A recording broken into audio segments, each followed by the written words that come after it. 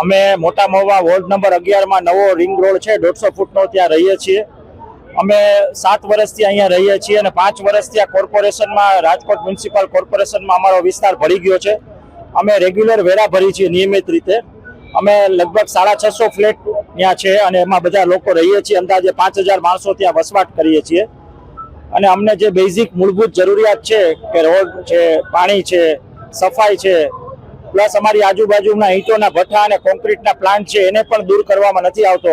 અને અમારી સાહેબ માગણી છે કે અમારા જે મૂળભૂત હક છે નાગરિક તરીકેના ડામરના રસ્તા છે, પાણી છે અને સફાઈ આ કરે અને બીજા જે ભ્રષ્ટાચારીઓ લોકો જે કોન્ક્રીટના પ્લાન્ટ અને ઈંટોના ભઠ્ઠામાં જે હપ્તા લે છે એ તાત્કાલિક દૂર કરે। આ ટોટલી રેસિડેન્શિયલ એરિયા છે, રહેણાંક વિસ્તાર છે, પણ અહીંયા કોઈનું કાંઈ ઉપજતું નથી અને કોઈ રસ નથી લેતું। તો અમારી બધા પ્રજાજનોને અત્યારે અમે લોકો અહીંયા 200 જણા આવ્યા છીએ કોર્પોરેશનમાં।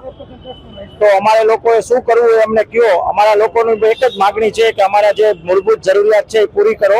અમે લોકોએ નક્કી કર્યું છે કે અમે એક તો ચૂંટણીનો બહિષ્કાર કરશું। અંદાજે 5000 મતદાર છીએ, કોર્પોરેશનની ચૂંટણી આવી રહી છે। અને બીજું અમે લોકો હવે જો અમારા પ્રાણ પ્રશ્નો નહીં ઉકેલવામાં આવે તો અમે કોર્પોરેશનના વેરા પણ હવે આજથી ભરવાના નથી।